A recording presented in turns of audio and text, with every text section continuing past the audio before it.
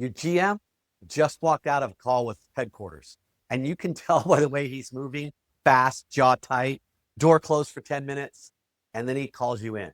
We're down 15% year over year, and headquarters wants planned by Friday. I need numbers from every department on my desk by the end of the day. And I need you to light a fire under your people. Whatever you're doing, it ain't working, and you need to figure it out. You walk out of that office carrying two things: the pressure he just handed you and a choice.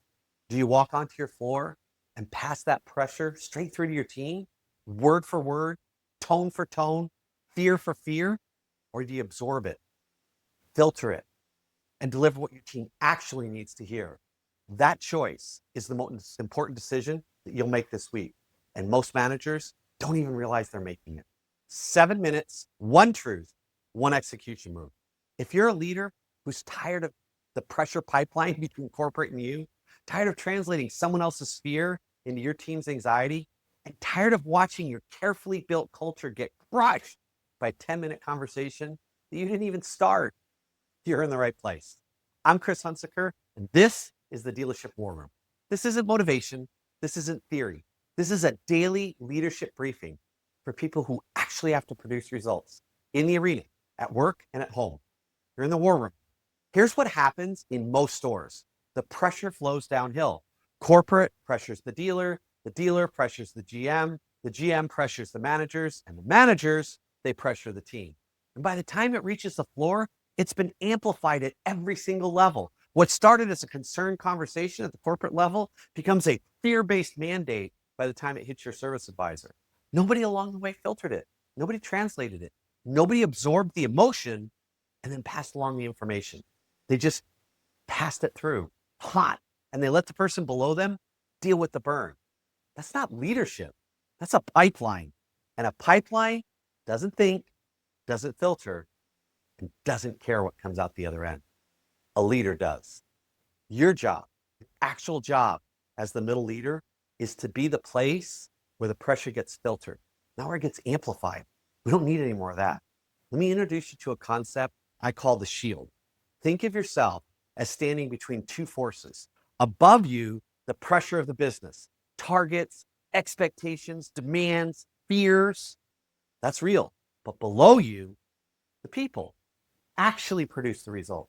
Your advisors, your techs, your salespeople, your team. The shield leader absorbs what comes above. He takes the heat, processes the emotion, extracts the useful information, and then delivers it to the team in a way that produces action instead of anxiety. The pipeline leader just takes what comes from above, adds their own stress to it, and then dumps the whole thing right out onto the floor. Same information, but a completely different delivery. And the delivery is what determines whether your team responds with effort or retreats into fear. Because here's the dragger line. Your team can handle the truth. They always could. What they can't handle is your boss's unprocessed fear delivered through your voice. That's not information. That's emotional contagion, wearing a management costume. So how do you actually do this? 3 disciplines. Discipline 1, process before you pass. When your GM hands you pressure, do not go straight to the floor. Get somewhere quiet, 5 minutes, and ask yourself 2 questions from the temperature check that we did in episode 315. What am I carrying right now that doesn't belong on the floor? Probably most of it. The GM's tone, the fear in his eyes, the way he said, whatever you've been doing isn't working. All that stuff needs to get filtered out. That's his anxiety, not your team's assignment. And leave that in the hallway. Second question, what does my team actually need to know? And what energy do I need to deliver it with? They need to know the business is behind. They need to know there's a plan. They need to know what they need from you and what you're going to deliver. They do not need to know the GM is panicking or that corporate sounded angry on the phone and they're throwing fits. Filter the signal from the noise. Pass the signal, absorb the noise. Discipline 2, translate fear into focus. This is so critical. Your GM said, light a fire on your people because whatever they've been doing, it ain't working, right? That's fear talking. That's anxiety. Here's what your team needs to hear from you instead. Guys, we're behind where we want to be. I've been looking at the numbers and I see 3 areas where we can make up some ground. We have 10 days. Here's what I need from each of you. And here's exactly what we're going to do differently. And this is how I want to support you. Same reality, but no fear, clear direction, calm delivery. And here's the key. You didn't lie. You didn't sugarcoat. You didn't pretend everything is fine. You told them the truth, filtered through leadership instead of amplified through anxiety. Translation isn't spin. It's discipline of delivering hard truth in a way that produces movement instead of paralysis and anxiety. Discipline 3, manage up with the same skill you manage down. This is the one most managers never even attempt because it feels dangerous. I can't push back on my GM. He'll think I'm not a team player. He'll think I'm weak. He'll think I'm making excuses. He'll think I can't handle it. Here's the truth. The GM who leads with fear is doing the same thing your team does when they're stressed. They're reverting to their default. Their amygdala is in charge, and they need someone not to challenge them, but to help them find their prefrontal cortex again. Get back to thinking. That's you. Here's what managing up sounds like. Hey, I hear you. The numbers are behind, and I understand the urgency. I got just as much as you do.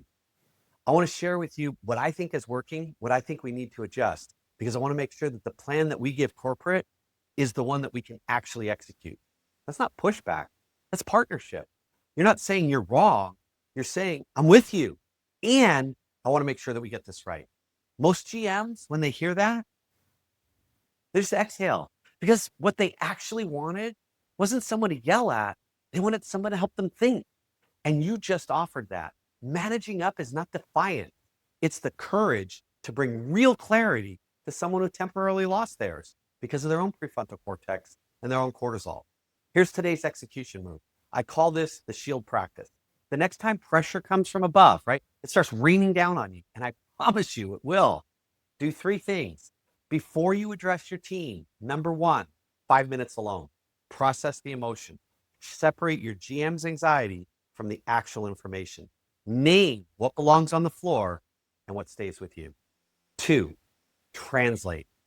Take the fear-based message and rewrite it in your own words, with direction, with clarity, and with the calm energy that your team needs to actually move forward. Say it out loud to yourself first. If you sound like your GM, rewrite it.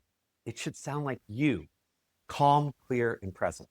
3rd, manage up once this week. Find a moment, sometime, a lower threshold moment, private, respectful, calm, and just simply say to your manager, I want to make sure we're approaching this in a way that gets the best out of the team because they're ready to work. Can I share with you kind of what I think would help? 1 sentence. And you just shifted from pipeline to partner. Your team needs a shield, not another pipeline. Be the place where pressure stops and leadership starts.